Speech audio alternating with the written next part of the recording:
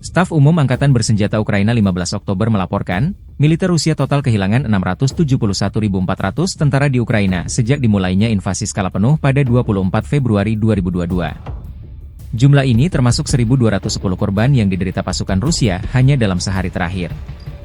Rusia juga kehilangan 13 tank, 9 sistem artileri, 10 pesawat tanpa awak dan 4 kendaraan khusus militer dalam 24 jam terakhir. Menurut laporan militer Ukraina tersebut, pasukan Vladimir Putin total kehilangan 8.988 tank, 17.939 kendaraan tempur lapis baja, 26.654 kendaraan dan tangki bahan bakar, 19.430 sistem artileri, 1.231 sistem roket peluncur ganda, 978 sistem pertahanan udara, 369 pesawat terbang, 329 helikopter, 17.019 pesawat tanpa awak, 28 kapal dan perahu, dan 1 kapal selam.